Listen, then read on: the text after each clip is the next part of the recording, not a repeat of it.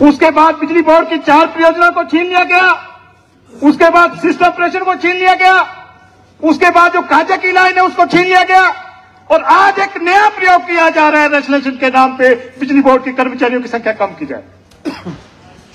मैं कहना चाहूंगा, बिजली बोर्ड में कुल 6 लाख थे, ढांचे में आज 5 गुना वृद्धि हो गई। तब 43,000 कर्मचारी हुआ करते थे और आज आपका कर्मचारी 13,000 रह गया है। और कोई मीडिया के साथी और जनता भी इसका विश्लेषण करे तो आज आप इससे अंदाजा लगा सकते हैं कर्मचारियों की कमी है या कर्मचारी ज्यादा है। आज आप कह रहे हैं बिजली बोर्ड में रेजुलेशन के नाम से कर्मचारियों की संख्या कम की जाए,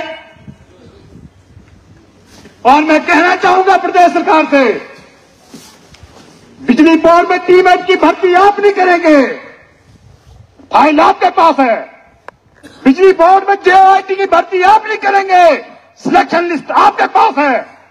और उल्टा बिजली बोर्ड में रेजुलेशन के नाम पे बिजली बोर्ड की कर्मचारियों की संख्या कम की जा रही है। आपके इसके पीछे हिडन एजेंडा क्या है? क्या गैर कर्मचारी के बिजली बोर्ड इतना बड़ा पब्लिक सेक्टर जो प्रदेश के उपभोक्ताओं को सेवा दे रहा है, अपनी सेवा दे पाएगा? और क्या इसके पीछे प्रदेश सरकार की मंशा है कि इस पब्लिक सेक्टर को निजी हाथों में देना है? हिमाचल सरकार होश में हो। आपने बिजली बोर्ड के कर्मचारियों को ओपीएस नहीं देनी है, बिजली बोर्ड में भर्ती नहीं करनी है, बिजली बोर्ड में जज नहीं करनी है। ये तमाम चीजें क्या बताती है कि आपने इसको निजी हाथों में सौंपना है? हम प्रदेश सरकार की नीतियों का विरोध कर रहे हैं, इस करके हम नीचे रेस्ट हाउस में सब साथी बैठे थे। हमने फैसला लिया है, जिस तरह से बिजली बोर्ड को तहस नहस किया जा रहा है सरकार की नीतियों के कारण, जो पब्लिक सेक्टर पर सरकार की नीतियां हैं या बिजली बोर्ड के प्रति जो सरकार की सोच है, इसको सहन नहीं किया जाएगा। इस मंच से हम कहना चाहेंगे, हम सचेत करना चाहेंगे कि आज जो बिजली बोर्ड का 50,000 परिवार का कुनवा है, इस इंस्टीट्यूशन से उसका परिवार जुड़ा है। अगर इस इंस्टीट्यूशन पे हाथ डाला जाएगा, हमने फैसला लिया है कि हम 11 फरवरी को हमीरपुर से एक महापंचायत का आयोजन करेंगे। उसी तरह की जिला पंचायतें पूरे प्रदेश में की जाएगी।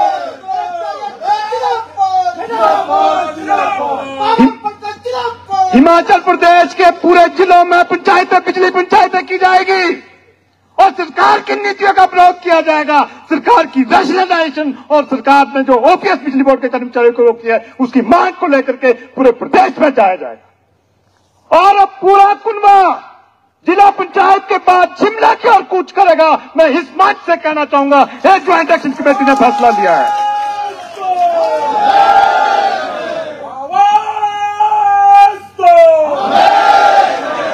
साथी, मान लो प्रदेश सरकार बोलती है सुप्रीडेंट की पोस्टें कम कर लो, एसडीओ की, एससी की, एक्सीएन की, सीनियर असिस्टेंट की पोस्टें खत्म कर लो।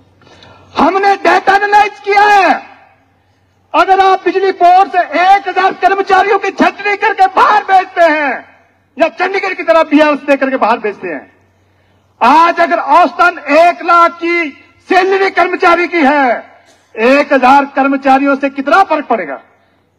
120 करोड़ का। लेकिन 7 करोड़ की आपको मंथली पेंशन उनको देनी होगी। बचत कितनी हुई? 60 करोड़ की। और आपकी एम्प्लॉयज कॉस्ट कितनी है? 2600 करोड़। और 2600 करोड़ में 1000 आदमियों के गले काट करके अगर आपने 7 करोड़ की बचत भी कर दी, उसका क्या फायदा होगा? मैं से कहना चाहूंगा। और उस 7 करोड़ को अगर टैरिफ में डाला जाए 4 पैसे प्रति यूनिट, मुझे नहीं लग रहा आज का जो हमारा प्रदेश का कंज्यूमर है उसकी प्रायोरिटी सर्विसेज है, ना कि टैरिफ है। 4 पैसे से 300 यूनिट भी उसका बिजली खपत होगी, तब भी 12 रुपए का फर्क पड़ा। क्या हमारा कंज्यूमर साथी 12 रुपए नहीं देगा? लेकिन आप 1000 आदमी कम करके उसकी सेवाएं बर्बाद कर रहे हैं, उसका एक बहुत बड़ा खामियाजा उस कंज्यूमर साथी को भुगतना पड़ेगा। मैं कहना चाहूंगा, प्रदेश सरकार के जो सलाहकार हैं, जो लैबोरेटरी के केमिकल भेज रहे हैं, मैं कहना चाहूंगा हमारे कर्मचारियों के लिए प्रमोशनें बंद करो, हमारे कर्मचारियों के लिए इनके पद समाप्त करके दूसरे महकमे में भेजो, और अपने लिए शर्म की बात है। प्रदेश सरकार को सोचना चाहिए, जो आपके साथ जा रहे हैं वो अपनी कुर्सी बचाने के चक्कर में हजारों कर्मचारियों को गले काट रहे हैं।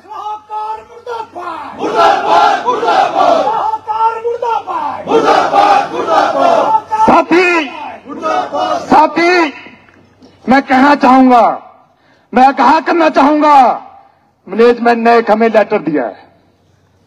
साथी हमारे बीच में जिन्होंने पूरा जिंदगी ट्रेड यूनियन मिल गया, मैनेजमेंट की ओर से एक फरमान आया है कि आप यहां गेट मीटिंग नहीं कर सकते। ये फरमान है, चैन की बात है।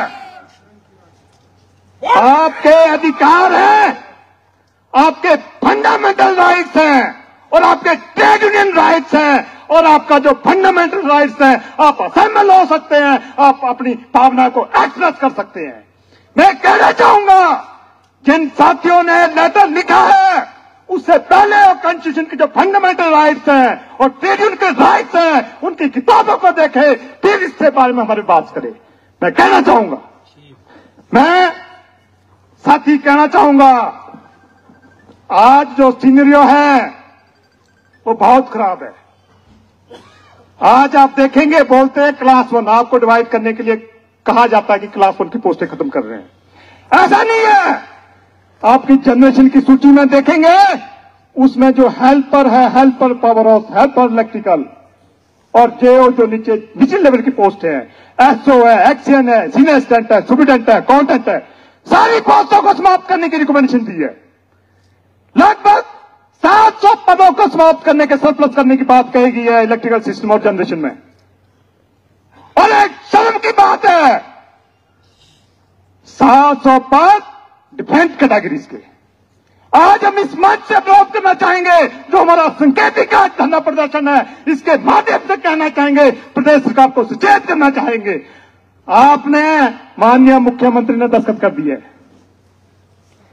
हम मैनेजमेंट को क्या करना चाहेंगे, अगर आपने उसका कार्यालय आदेश जारी किया, पूरे प्रदेश में आंदोलन को तेज किया जाएगा। इस मंच से हम कहना चाहेंगे, अचल वर्मा आगे बढ़ो, हम तुम्हारे साथ हैं। अचल वर्मा आगे बढ़ो, हम तुम्हारे साथ। हम प्रदेश सरकार को भी कहा करना चाहेंगे, हमारी पहली जिला पंचायत बिजली पंचायत हमीरपुर से शुरू होगी।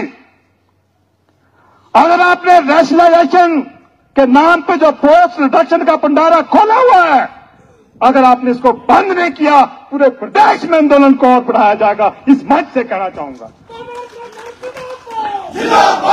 और मैं कहना चाहूंगा, हमारे आज जो ज्वाइंट एक्शन कमेटी है, उन्होंने 6 बिंदुओं पे पूरे प्रदेश को आंदोलन को आगे ले जाने की बात कही है।